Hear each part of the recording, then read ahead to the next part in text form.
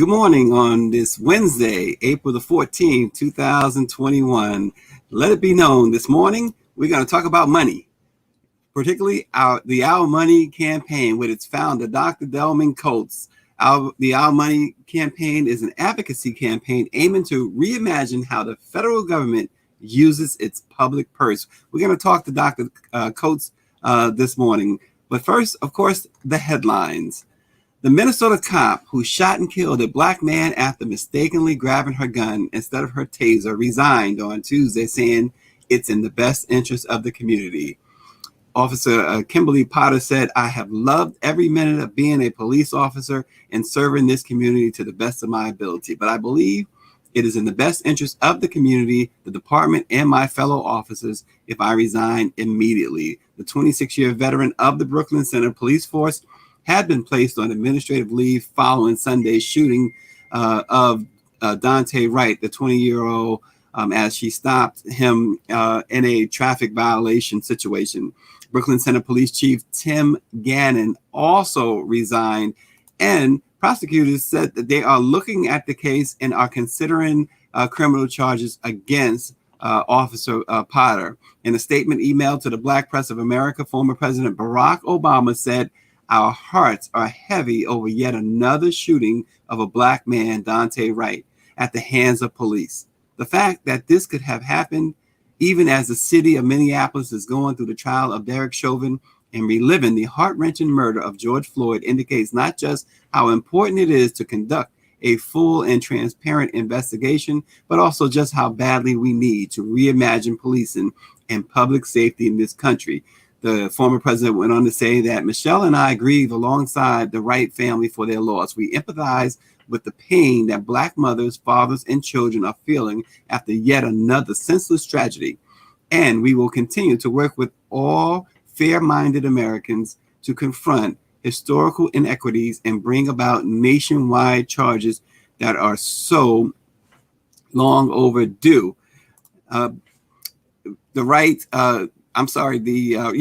family attorney, who is now the Wright family attorney, Ben Crump, who also represents the George Floyd family, compared Dante Wright's death to that of George Floyd, who was pinned down by police when they tried to arrest him for allegedly passing a counterfeit $20 bill at a neighborhood market last May.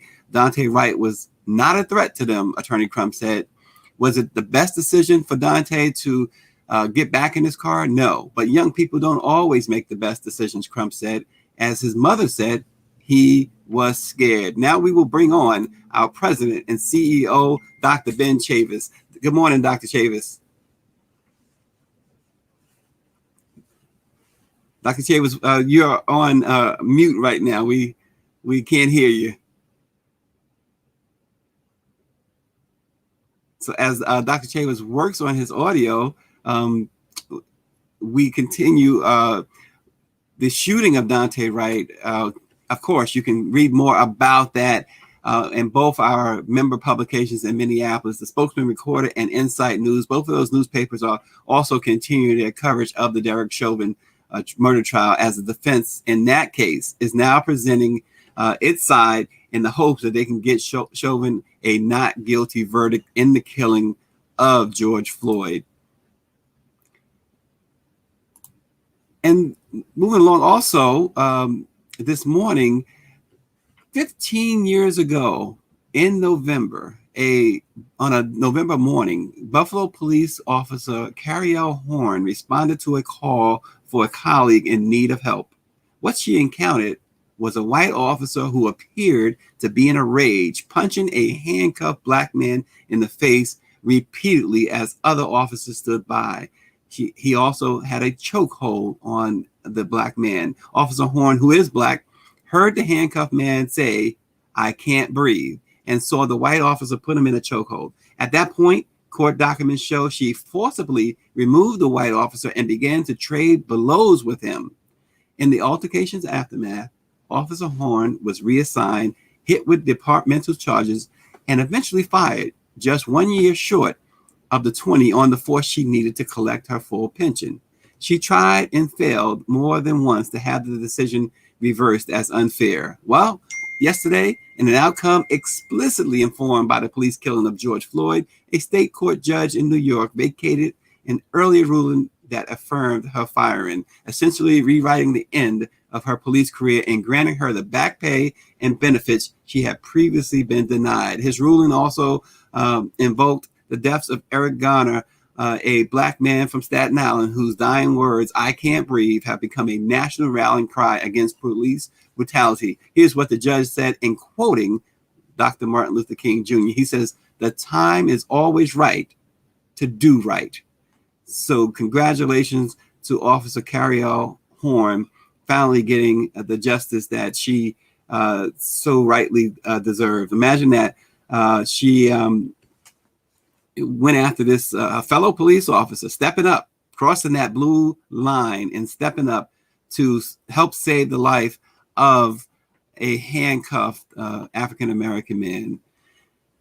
Today, the House Judiciary Committee will hold the first ever markup of H.R. 40, the Commission to Study and Develop Reparations for African Americans. The 10 a.m. session on Capitol Hill, which you can read about it at blackpressusatoday.com, will help advance legislation first introduced about 3 decades ago that established a commission to examine slavery and discrimination in the United States from 1619 to the present and recommend appropriate remedies. Why is this significant now to have a markup in this historic moment in our history? Asked Sheila Jackson Lee, who the Congresswoman from Texas, who is the main sponsor of this bill. She says the bill was introduced a year after the Civil Liberties Act that provided reparations for our Japanese American friends, and we as African Americans supported it. The bill would allow the country to finally confront the stark social disparities occurring in the African American community today and provide solutions, Congresswoman Jackson Lee said. The historic markup of H.R. 40 is intended to continue a national conversation about how to confront the brutal treatment of African Americans during chattel slavery, Jim Crow segregation, and the enduring structural racism that remains endemic to American society today. Long after slavery was abolished, House Judiciary Committee Chairman Gerald Nadler of New York said, "Segregation and subjugation of African Americans was a defining part of this nation's policies that shaped its values and its institutions. Today, we still live with racial disparities in access to education, healthcare, housing, insurance, employment, and other social goods that are directly attributable to the damaging legacy of slavery and government-sponsored racial discrimination." So today is a big, big day on Capitol Hill, big day, historic day on that bill, H.R. 40. So congratulations to Congresswoman Sheila Jackson Lee for continually fighting for this. And this has been going on for decades, this H.R. 40 legislation. And finally, it has advanced to this point. Also in the news this morning, President Joe Biden and Vice President Kamala Harris have announced actions to strengthen health equity and address racial disparities in maternal health through increased investment in reducing maternal mortality and morbidity. The White House, that is, said the president's discretionary funding request includes significant funding to reduce maternal mortality and morbidity rates, improve health equity, and end race-based disparities nationwide. The investment includes $200 million to implement implicit bias training for healthcare providers, to create state pregnancy medical home programs, to bolster maternal mortality review committees, expand the maternity and obstetrics management strategies, or RMOMS program, and help cities place early childhood development experts in pediatrician offices with a high percentage of Medicaid and Children's Health Insurance Program patients. What the president proposes also increases funding for HHS office. I'll get it right, for civil rights by 24%. That goes up to $47.9 million, which will ensure the protection of civil rights and healthcare. It also provides $340 million to the 10 family planning program, which will improve access to vital reproductive and preventative health services and advance gender and health equity. So the president is stepping up in the fight against the mortality rate. And we again bring on our president and CEO, Dr. Ben Chavis. Good morning, Dr. Chavis. And Dr. Chavis, we're still having difficulties with your audio. I don't know what's going on this morning. It's Wednesday. It's the middle of the week, and we have some technical issues this morning. We certainly want to hear from our esteemed president as soon as we can correct the audios. Lots going on today, but right now we are going to talk about the Our Money campaign, which is an advocacy campaign aiming to reimagine how the federal government uses its public purse. We welcome this morning Dr. Delman Coates. Good morning, Dr. Coates. Good morning, Stacy and Dr. Chavis. How are you? We are still having audio problems with Dr. Chavis. We can't hear him at the moment. Dr. Chavis, we'll continue to work on those audio problems. Hopefully we get you very, very shortly. Dr. Coates, tell us, first of all, a little bit about the Our Money campaign, which you started back in 2019.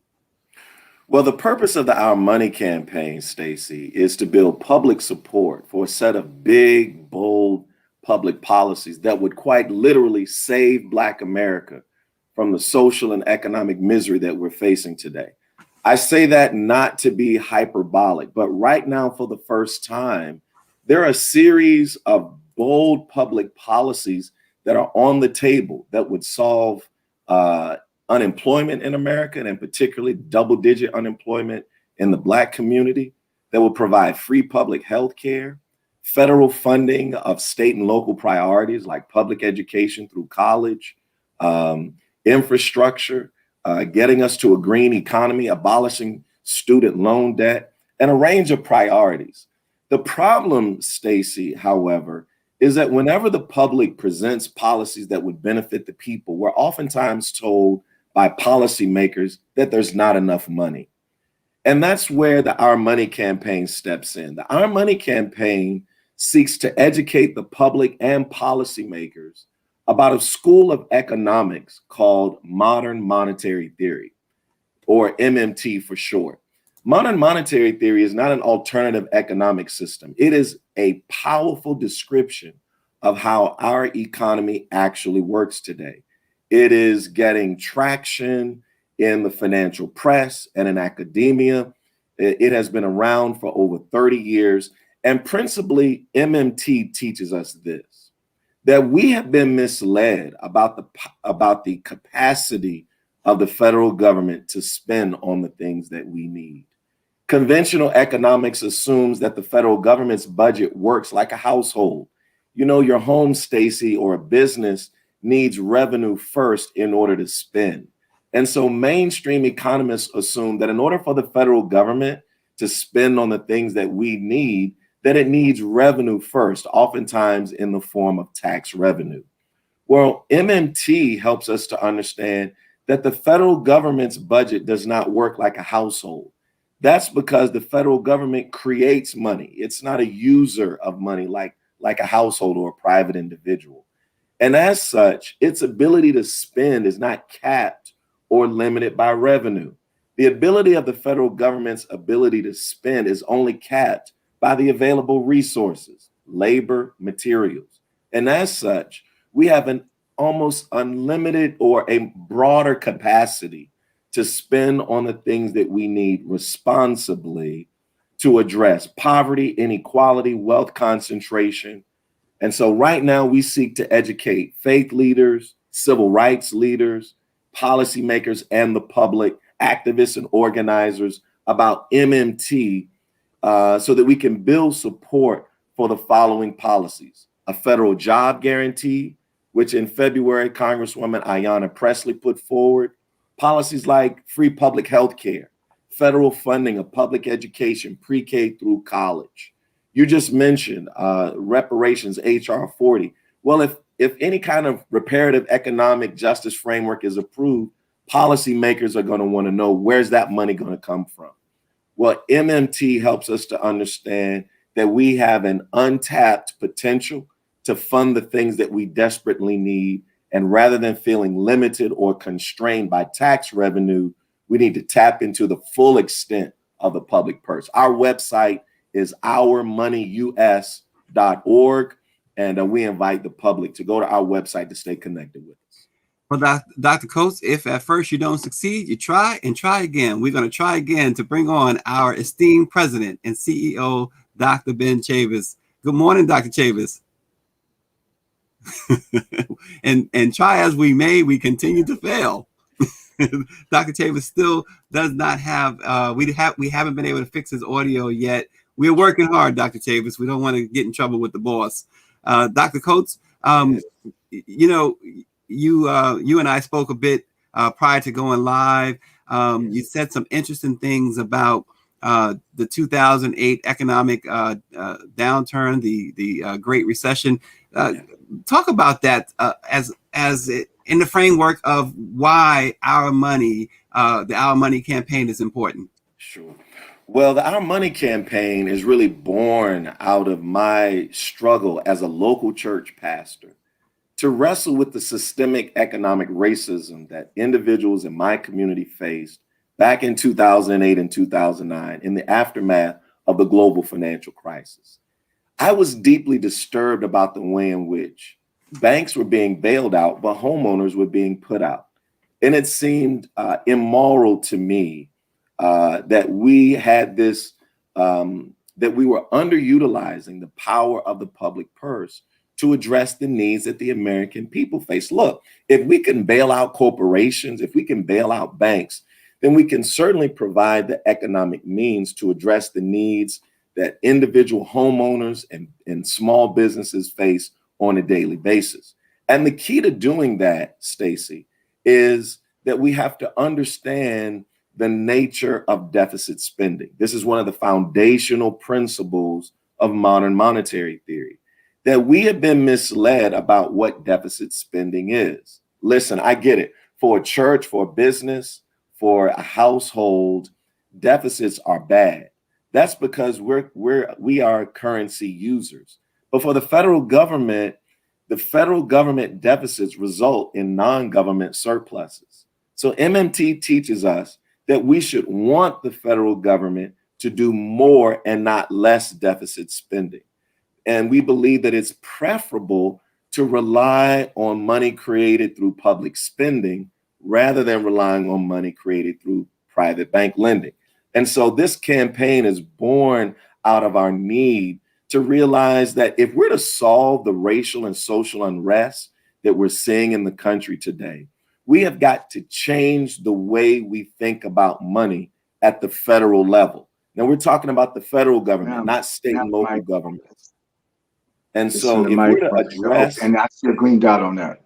If we're to address the issues, I apologize, Dr. Coates. We are hearing Dr. Chavis's voice. Apparently, they're getting his audio together. But continue, if you will, Dr. Coates. So as I was saying, if we're to address the range of social, economic, and political issues we're facing today, we've got to harness the full extent of what economist Stephanie Kelton calls the public purse, if we are to do that. One of the things that stands out to me when I think of many of the encounters with police that we say today is that oftentimes underneath it is some kind of economic issue. And one of the things that Dr. King said in the aftermath of the riots of the 60s, he said this quote, and he's quoting Victor Hugo. But Dr. King said, if a soul is left in darkness, sins will be committed. But the guilty one is not the one who commits the sins, but the one who causes the darkness. And one of the things that we're missing today are the causes of the social and economic darkness that we face today. If George Floyd was seeking to pass across a counterfeit $20 bill, and that's alleged, but if he was, the question becomes, why didn't he have the economic wherewithal and the resources to get the things that he needs, the things that he needs? And we have got to address the underlying economic realities that our people face.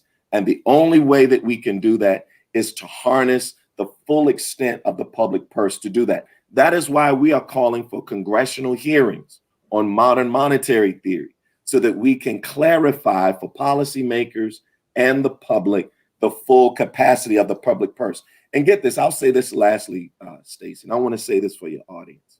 Whenever we go to war, no member of Congress asks, where's the money going to come from? They never ask, which millionaires or billionaires are we going to tax in order to fund the war? When we passed the stimulus bills in March and April of last year, we didn't tax Jay-Z, Beyonce, Oprah, Warren Buffett, Bill Gates, or Jeff Bezos to fund the stimulus. The federal government created the money through deficit spending, which is merely spending money in excess of tax revenue. And so those federal government deficits resulted in our surpluses. The public received checks in the mail a few weeks later, and we did that in a matter of weeks and months. That same power that exists when we go to war, when we give tax cuts to the rich, when we fund the stimulus, is the same kind of power that we need to exert to address the war in healthcare, unemployment, to address our environmental crisis, which is our greatest existential threat, and to make sure that we choose jobs over jails today. Yeah, and Dr. Coates, I want you to respond to something that our executive administrator, Claudette Perry, wrote in, because we talked about HR 40. If the public purse would approve reparations for African Americans, what an enormous boost to the economy that would be. Your response? I think she's absolutely right. But the thing that we need to make sure is not just that we have a boost for the corporate America by giving us more money. We've got to make sure that we have economic security by providing job security. And the one public policy that we're pushing right now, the priority policy that we're pushing right now, is something called a federal job guarantee. Right now, the way we manage the economy, it assumes that we will always have 4 to 8% of the American people who will always be unemployed, even in a good economy. That means that we're always going to have high single digit or double digit unemployment in the Black community. A federal job guarantee is the unfinished work of the civil rights movement that Dr. King, Coretta Scott King, the late Vernon Jordan, the late Congressman Gus Hawkins, and many others were pushing in the 70s to make sure that we guarantee jobs. And in the 70s, our decision nationally to not guarantee jobs resulted in us guaranteeing jails for our people. And so, yes, I've been in touch with the Congresswoman and her office, with Dr. Ron Daniels. But in order for us to fund reparations, we've got to address the budget question. And MMT, modern monetary theory, is a powerful description, a transformative description of the capacity of the federal government to fund the things that we so desperately need today. Good morning, Dr. Chavis. Good morning. I apologize for the audio. I hope you can hear me. Dr. Coates, Reverend Dr. Coates, thank you so much for your brilliance and for you really picking up where Dr. King left off. He was headed toward economic justice. And we have to define, because it's not only just receiving revenue, it's what we do with the revenue and how do we become revenue generating people ourselves rather than having to depend on somebody else to give us money. But I agree with you, and I hope that the Black press, all of our publishers are listening, because our trade association are African-American owned businesses that employ our brothers and sisters. But we need to strengthen, when they talk about infrastructure, we definitely need to strengthen the infrastructure of Black America. Yeah. There's no doubt about it. We have put together, Dr. Chavis and Stacy, a public policy agenda that is simple yet powerful. It's on our website, ourmoneyus.org. And that agenda is called the Freedom Plan. It addresses the core foundational issues that I believe would put us on a path towards economic security and sustainability. Those policies in the Freedom Plan are a federal job guarantee, free public health care, and federal funding of public education, pre-K through college, including for minority serving institutions and vocational institutions. Now, this policy framework is simple, but it's foundational. Yes, there are a range of other issues affecting our people, but you don't start building a house on the third floor. These policies, a federal job guarantee, free public health care, and federal funding rather than funding public education based on state and local funding, would truly transform the game for our people. It would address systemic economic racism and address the disparities facing our people today. I encourage your audience to go to our website, ourmoneyus.org, sign up to stay informed about our campaign and to support the Freedom Plan, which we're going around the country right now. We're getting faith leaders, denominations, civil rights leaders, and civil rights organizations and journalists. I'm doing a training on the 24th of April for Black journalists about modern monetary theory so that we can dispel these myths that the federal government is limited by tax revenue when it comes to spending, so that we can address the issues that we're facing today.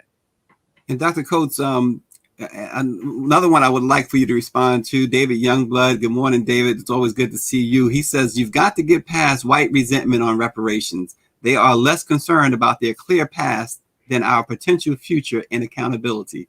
Yeah. Thank you, David, for that question. And he's absolutely right, which is why I think MMT is so important, because MMT helps us to understand that the federal government does not spend tax dollars. This is very important because much of the resentment around reparations and a range of other social policies comes from people saying, I don't want my tax dollars going towards that issue.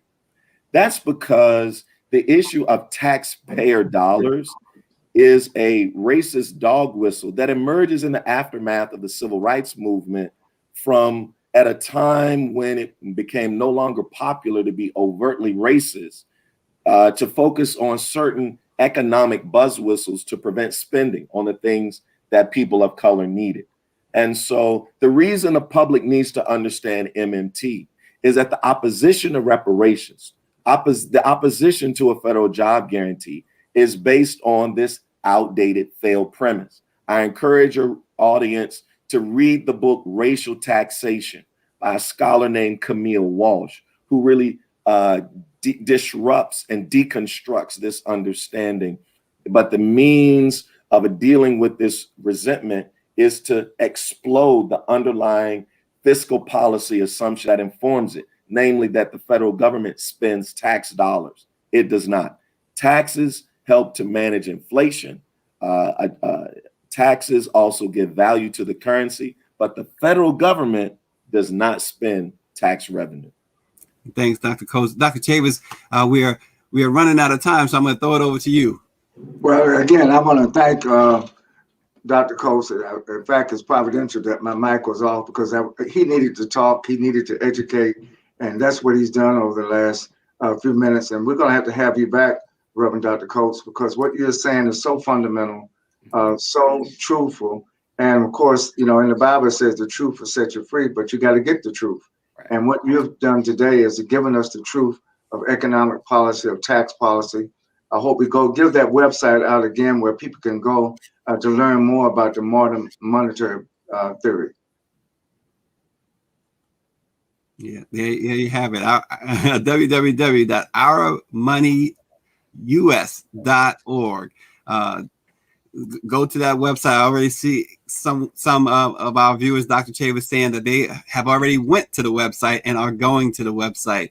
We really appreciate the insight from Dr. Delman Coates, the founder of the Our Money campaign. Tomorrow, we have a special guest tomorrow. April 21st marks exactly 5 years to the date that the world lost a musical genius and a guy I love to call my brother, the icon Prince. Tomorrow, we will have a very special guest from Prince's iconic band, The Revolution, bassist Mark Brown, otherwise known as Brown Mark. That's tomorrow at 7:30.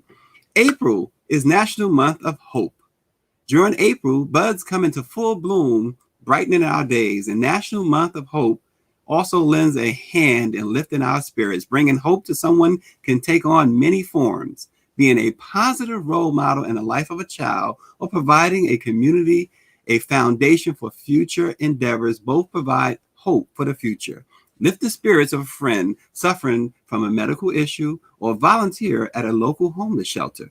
We are each able to bring a ray of hope in our own ways by contributing wisdom, time, kindness, and when possible, donate to charities that make the impossible possible.